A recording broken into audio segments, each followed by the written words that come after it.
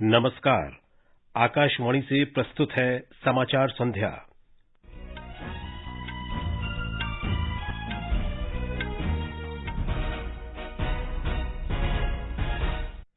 प्रधानमंत्री नरेंद्र मोदी ने कहा, आदर्श अमृतकाल सुनिश्चित करने के लिए केंद्र, राज्यों और केंद्र शासित प्रदेशों को टीम इंडिया के रूप में मिलकर काम करना चाहिए। श्री मोदी ने नई दिल्ली में नीति आयोग की शासी परिषद की बैठक की अध्यक्षता की। प्रधानमंत्री कल नवनिर्मित संसद भवन राष्ट्र को समर्पित करेंगे। इस ऐतिहासिक अवसर पर 75 रुपए का विशेष सिक्का जारी किया जाएगा। वित्त मंत्री निर्मला सीतारामन ने कहा, सरकार ने पिछले 9 वर्षों में लोगों के जीवन में सुगमता को ध्यान में रखते हुए कई पहल की। प्रधानमंत्री कल आकाशवाणी से मन की बात कार्यक्रम में अपने विचार साझा करेंगे और एचएस प्रणय कुआलालंपुर में मलेशिया मास्टर्स बैडमिंटन टूर्नामेंट के फाइनल में पहुंचे। पीवी सिंधु टूर्नामेंट से बाहर। समाचार संध्या के साथ मैं विशाल शर्मा। नीति आयोग की शासी परिषद की 8वीं बैठक प्रधानमंत्री नरेंद्र मोदी की अध्यक्षता में नई दिल्ली में प्रगति मैदान के नए सम्मेलन केंद्र में आज शाम संपन्न हो गई। बैठक में प्रधानमंत्री ने वर्ष 2047 तक विकसित भारत के लिए साझा दृष्टिकोण के महत्व पर बल दिया। उन्होंने कहा कि आदर्श अमृतकाल सुनिश्चित करने के लिए केंद्र, राज्यों और केंद्र शासित प्रदेशों को टीम इंडिया के रूप में मिलकर काम करना चाहिए। उन्होंने कहा कि नीति आयोग केंद्र और राज्यों के बीच समान भागीदारी का एक मंच है और इससे देश में सहकारी और प्रतिस्पर्धी संघवाद सुदृढ़ होता है। श्री मोदी ने कहा कि नीति आयोग ने सहकारी संघवाद को मजबूत करने के लिए आकांक्षी जिला कार्यक्रम जैसी कई पहल की हैं। उन्होंने कार्यक्रम में सक्रिय रूप से भाग लेने के लिए राज्यों की सराहना की। प्रधानमंत्री ने कहा कि आकांक्षी विकास खंड कार्यक्रम का उद्देश्य राज्यों के 500 पिछड़े विकास खंडों में नागरिक जीवन स्तर में सुधार कर इसे राज्य के औसत के बराबर करना है। बैठक के बाद नीति आयोग के मुख्य कार्यकारी अधिकारी बीवीआर सुब्रमण्यम ने कहा कि प्रधानमंत्री नरेंद्र मोदी ने राज्यों से राजकोषीय घाटा कम करने और सुशासन का अनुपालन करने को कहा है। 2047, India will be roughly 150 crore people. That's the population. So you can do your math, you know what we will be targeting. And then I think then you work backwards. The potential of the economy is there. We have sustained growth. We have recovered from COVID pretty well. I think the prospects are good. There is a need to work harder, maintain the tempo and probably accelerate a bit. प्रधानमंत्री नरेंद्र मोदी नवनिर्मित संसद भवन का कल उद्घाटन कर राष्ट्र को समर्पित करेंगे। इस अवसर पर प्रधानमंत्री 75 रुपए का स्मारक सिक्का जारी करेंगे। नया भवन आत्मनिर्भर भारत की परिकल्पना का प्रतीक है। नवनिर्मित संसद भवन को गुणवत्तापूर्ण निर्माण के साथ रिकॉर्ड समय में तैयार किया गया है। इस भवन से भारत की गौरवशाली लोकतांत्रिक परंपराएं और संवैधानिक मूल्य और समृद्ध होंगे। भविष्य की आवश्यकताओं को ध्यान में रखते हुए नवनिर्मित भवन में लोकसभा में 888 और राज्यसभा में 384 सदस्यों के बैठने की व्यवस्था की गई है।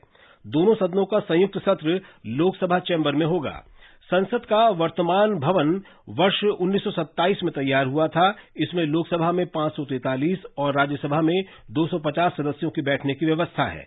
इस भवन में वर्तमान आवश्यकताओं के अनुरूप स्थान का अभाव था।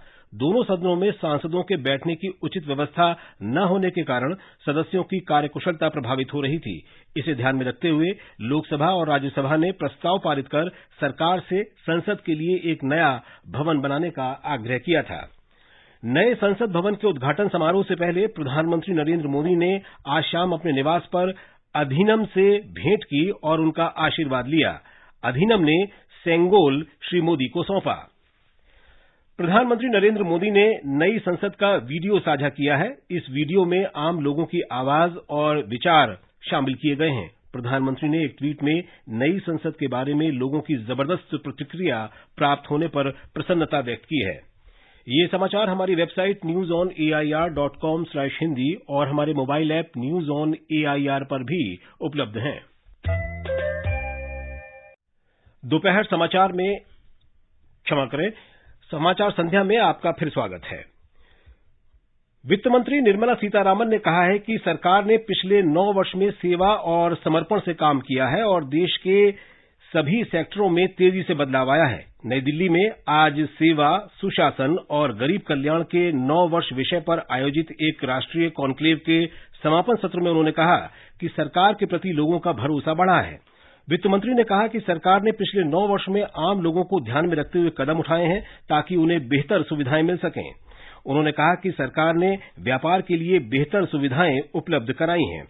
श्रीमती सीतारामन ने कहा कि जवाबदेह सरकार आम लोगों की भलाई के लिए काम करती है। वित्त मंत्री ने कहा कि ये परिवर्तन प्रधानमंत्री नरेंद्र मोदी के नेतृत्व के कारण आया है।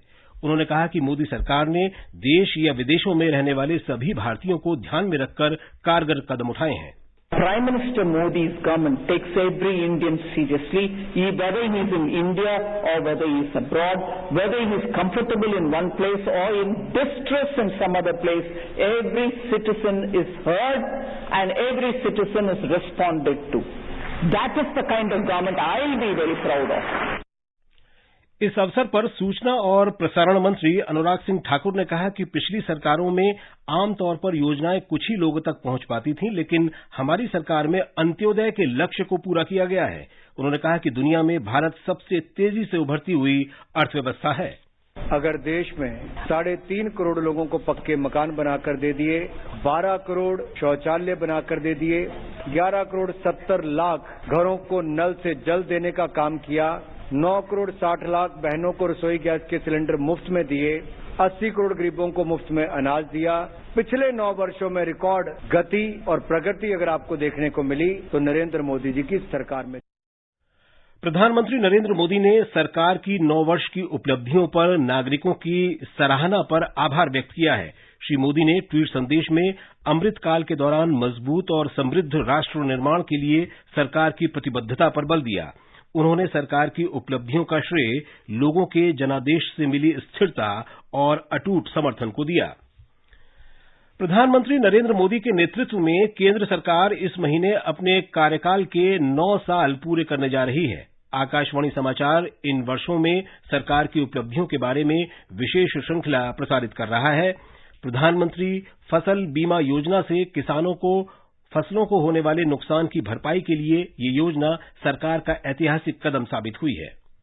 सरकार ने फसल बीमा योजना को वर्ष 2016 में प्राकृतिक आपदाओं से फसल को होने वाले नुकसान से पीड़ित किसानों को वित्तीय सहायता प्रदान करने के उद्देश्य से शुरू किया था। कार्यान्वयन के 8वें वर्ष में यह प्रतिष्ठित योजना प्रीमियम के मामले में दुनिया की तीसरी सबसे बड़ी फसल बीमा योजना बन गई है। योजना को 27 राज्यों और केंद्र शासित प्रदेशों में लागू किया गया है। इस योजना में फसल बीमा के दायरे में अधिकतम किसानों को फसल की बुआई से कटाई तक होने वाले नुकसान की भरपाई को शामिल करने की परिकल्पना की गई है। किसानों को ये योजना बहुत कम प्रीमियम के साथ प्रदान की जाती है। प्रधानमंत्री नरेंद्र मोदी ने कर्नाटक के दावणगेरे में कहा था कि सरकार प्राकृतिक आपदाओं के कारण खराब होने वाली फसलों की भरपाई के लिए किसानों को बीमा प्रदान कर रही है, जिससे उनकी साल भर की मेहनत और फसल बर्बाद न हो।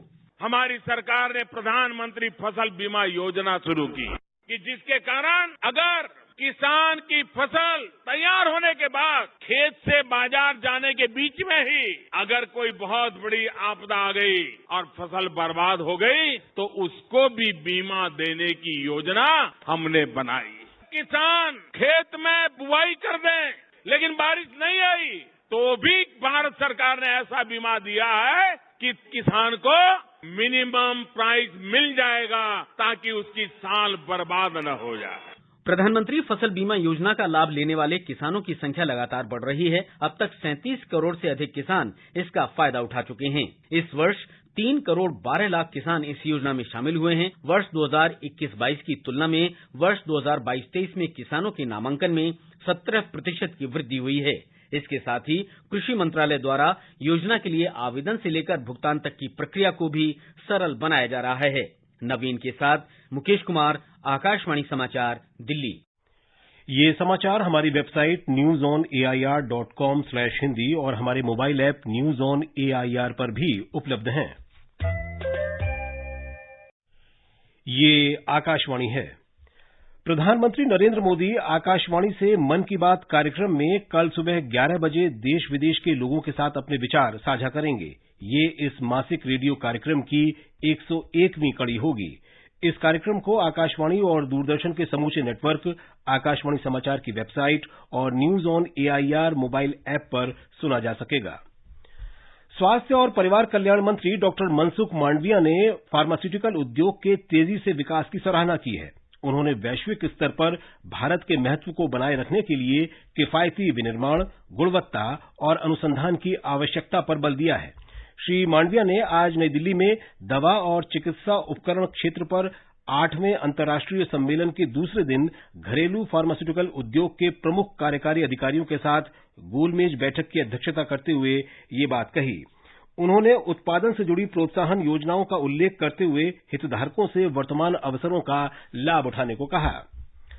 भारत की G20 की अध्यक्षता के तहत उत्तराखंड के टिहरी में भ्रष्टाचार रोधी कार्य समूह की 3 दिवसीय बैठक आज संपन्न हो गई।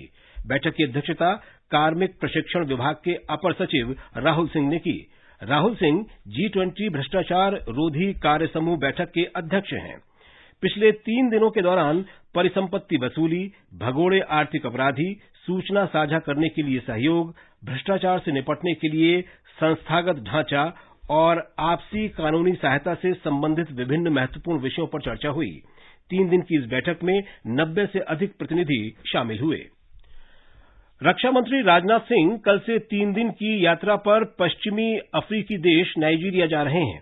वे 29 मई को नाइजीरिया के नवनिर्वाचित राष्ट्रपति बोला अहमद तिनुबू के शपथ ग्रहण समारोह में शामिल होंगे। श्री सिंह नाइजीरिया के निवर्तमान राष्ट्रपति मुहम्मदू बुहारी से भी मुलाकात करेंगे। नेपाल के प्रधानमंत्री पुष्प कमल दाहाल प्रचंड 4 दिन की भारत यात्रा पर 31 मई को नई दिल्ली पहुंच रहे हैं। उनकी ये यात्रा प्रधानमंत्री नरेंद्र मोदी के आमंत्रण पर हो रही है। पिछले वर्ष दिसंबर में श्री प्रचंड के प्रधानमंत्री बनने के बाद उनकी ये पहली विदेश यात्रा होगी। भारत यात्रा के दौरान श्री प्रचंड राष्ट्रपति द्रौपदी मुर्मू और उपराष्ट्रपति जगदीप धनखड़ से मुलाकात करेंगे। वे श्री मोदी के साथ आपसी हित के मुद्दों पर व्यापक विचार विमर्श करेंगे। कर्नाटक में कांग्रेस सरकार गठन के 1 सप्ताह बाद आज 24 और विधायकों को मंत्रिपरिषद में शामिल किया गया। राज्यपाल थावरचंद गहलोत ने मंत्रियों को पद की शपथ दिलाई। इस विस्तार के बाद अब कर्नाटक मंत्रिपरिषद में मंत्रियों की संख्या बढ़कर 34 हो गई है। मलेशिया मास्टर्स बैडमिंटन टूर्नामेंट के पुरुष सिंगल्स सेमीफाइनल में एचएस प्रणय अपने प्रतिद्वंदी अदिनाता के चोटिल होने के कारण फाइनल में पहुंच गए हैं। खिताबी मुकाबले में प्रणय का सामना चीन के वेंग होंगयांग से होगा। फाइनल मैच कल खेला जाएगा। उधर महिला सिंगल्स सेमीफाइनल में पीवी सिंधु अपनी प्रतिद्वंदी ग्रेगोरिया मारिस्का तुंजुंग से 14-21, 17-21 से हारकर बाहर हो गई हैं। तीसरे खेलो इंडिया विश्वविद्यालय खेल में कुश्ती की स्पर्धाएं आज से वाराणसी में शुरू हो गईं। इनमें देश भर के विश्वविद्यालयों से 40 से अधिक पहलवान हिस्सा ले रहे हैं। खेलो इंडिया विश्वविद्यालय खेल उत्तर प्रदेश में 4 स्थानों गौतम बुद्ध नगर, वाराणसी, लखनऊ और गोरखपुर में आयोजित किए जा रहे हैं। प्रधानमंत्री नरेंद्र मोदी 3 जून को वाराणसी में समापन समारोह में शामिल होंगे। ओमान के सालाह में खेले जा रहे जूनियर पुरुष एशिया कप हॉकी टूर्नामेंट में आज भारत का मैच पाकिस्तान से होगा। ये मैच भारतीय समयानुसार रात 9:30 बजे से खेला जाएगा। पेरिस ओलंपिक का कोटा हासिल कर चुके भारतीय निशानेबाज भवनीश मेदिरत्ता आज अलमाटी में खेली जा रही ISSF शॉटगन विश्व कप की ट्रैप स्पर्धा में 5वें स्थान पर रहे। मौसम विभाग ने कहा है कि अल नीनो की आशंका के बावजूद देश में इस बार मानसून सामान्य रहेगा। इस वर्ष जून से सितंबर के बीच लगभग 96% वर्षा का अनुमान है। मौसम विभाग के अनुसार जून में तापमान सामान्य से अधिक रहेगा और बारिश सामान्य से कम होगी। और अब अंत में मुख्य समाचार एक बार फिर।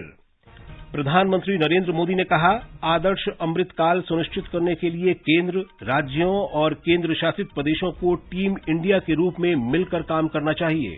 श्री मोदी ने नई दिल्ली में नीति आयोग की शासी परिषद की बैठक की अध्यक्षता की। प्रधानमंत्री कल नवनिर्मित संसद भवन राष्ट्र को समर्पित करेंगे। इस ऐतिहासिक अवसर पर 75 रुपए का विशेष स्मारक सिक्का जारी किया जाएगा। वित्त मंत्री निर्मला सीतारामन ने कहा, सरकार ने पिछले 9 वर्षों में लोगों के जीवन में सुगमता को ध्यान में रखते हुए कई पहल की। प्रधानमंत्री कल आकाशवाणी से मन की बात कार्यक्रम में अपने विचार साझा करेंगे। और एचएस प्रणय कुआलालंपुर में मलेशिया मास्टर्स बैडमिंटन टूर्नामेंट के फाइनल में पहुंचे। पीवी सिंधु टूर्नामेंट से बाहर। इसके साथ ही समाचार संध्या का ये अंक समाप्त हुआ। नमस्कार।